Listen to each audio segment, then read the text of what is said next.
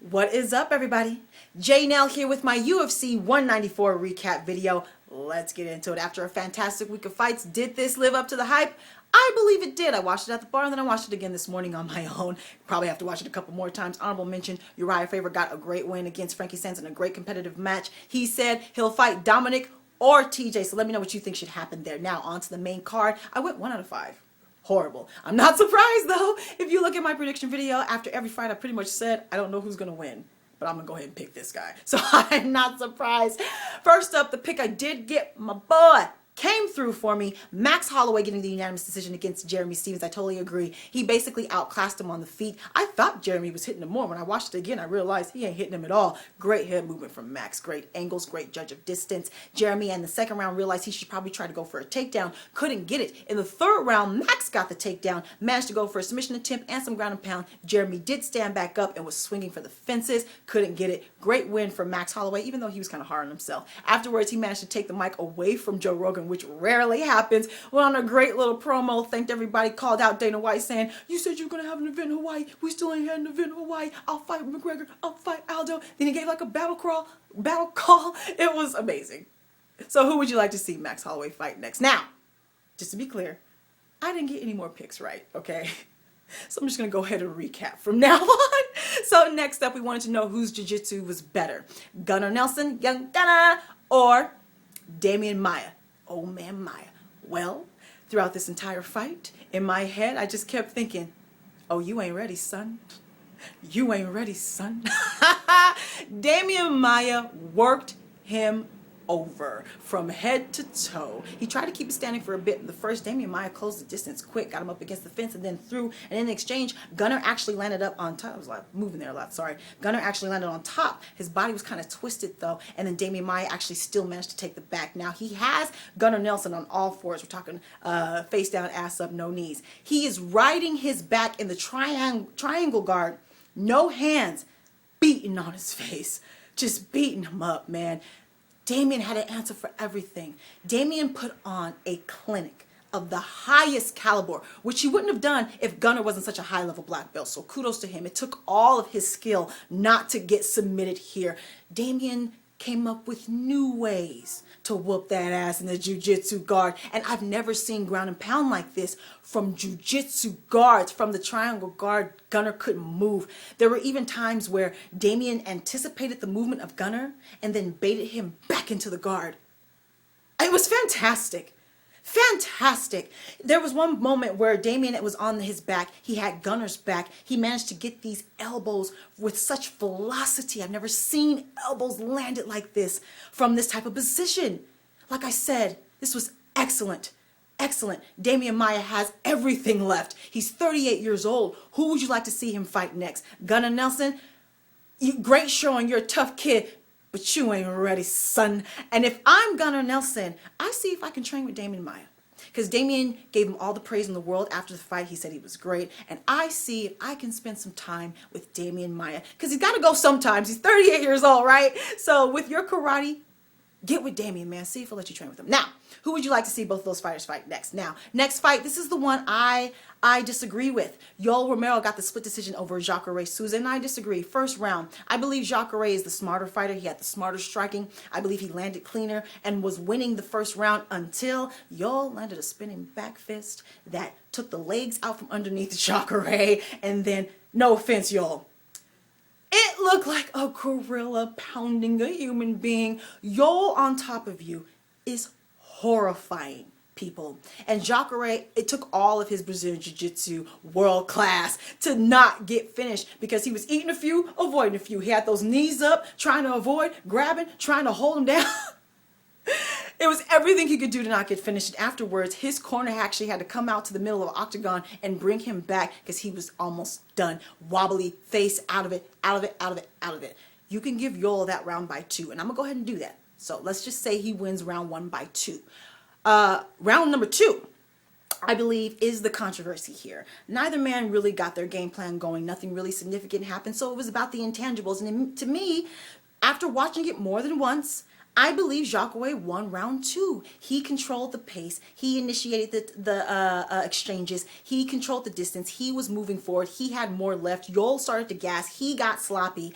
I believe Jacare won round 2. Round 3, easy Jacare. Had more left. Got the takedown. Great ground and pound. Not as bad as Yoel in the first. But in my opinion, Yoel gets round 1 by 2. Jacare wins round 2 and 3. Draw. Let me know what you think and why.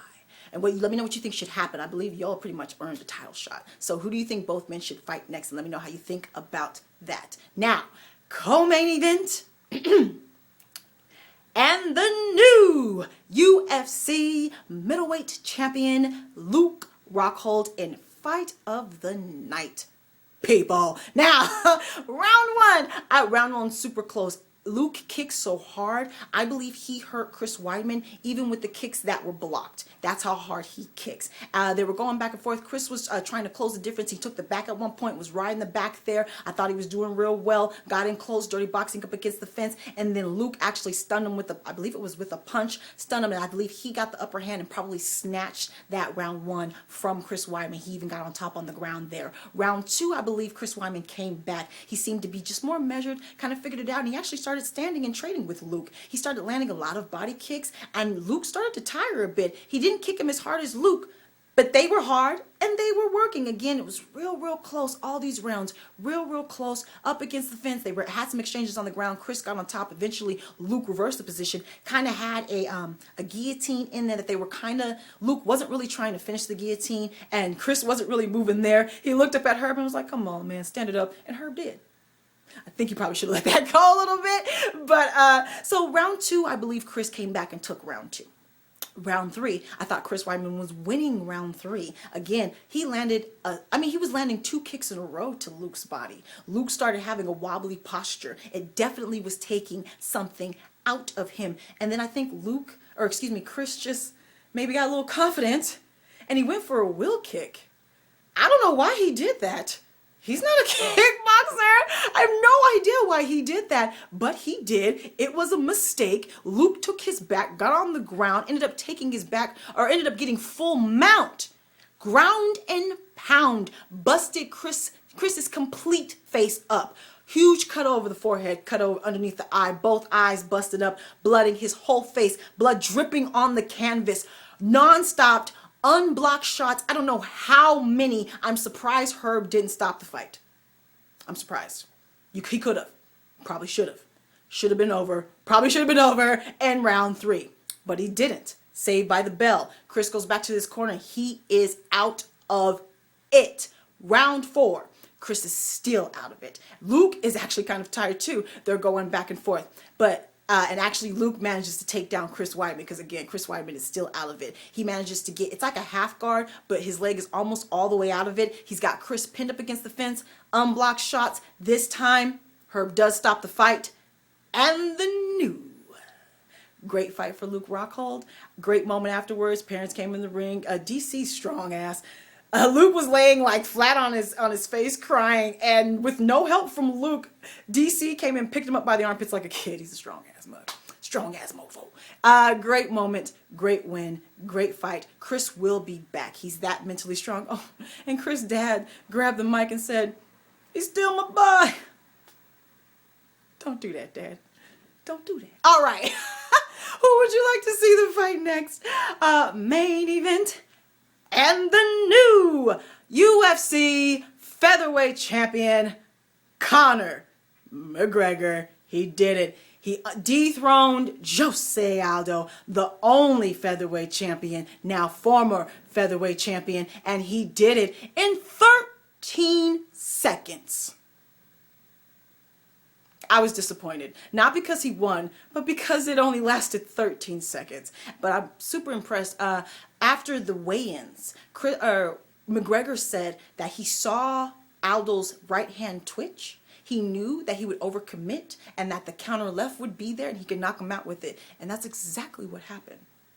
I said Conor McGregor is excellent here at reading his opponents. But to read the man before the fight even starts, kudos, Conor. That's impressive. Now, What's going to happen next? Conor said he was kind of open to, he wants to be a 2-division champion and actually fight lightweight and featherweight at the same time. So he wants to go up and challenge the lightweight champ, get that belt. And then he says he's active. He would have to fight like 4 times a year at least in order to keep both divisions active. So let me know what you think about that. Jose will probably get another win or 2, get his way back. Should he go ahead and stay there and fight Frankie Edgar first? I'm not quite sure what would happen. I'm not quite sure. You know, we've got next week Donald Cerrone versus Rafael Dos Anjos, and if Donald wins, to see him and Conor go at it, oh my God. So let me know what you think should happen. Stay at featherweight, fight Frankie. Go up, challenge for the belt. Rematch Aldo, and Aldo deserves a rematch. Let me just say that real quick. Aldo deserves a rematch. He's the first and only champion. He hasn't lost in 10 years. It was a 13-second fight. That's not really enough for us to see it. Anybody can get knocked out by a well-placed shot. Not a lucky shot. Conor didn't get lucky, but a well-placed shot. Cain Velasquez got knocked out in a minute and a half, or a minute and 6 seconds, came back and changed Junior Dos Santos' life. Jose deserves a rematch. Let me know what you think, what should go down, any injury updates, how you did on your picks, how this whole week went for you. Follow me on Facebook, Twitter, and Instagram, where I will have 15-second recaps and prediction videos. Subscribe, like, talk to me, take care, and goodbye.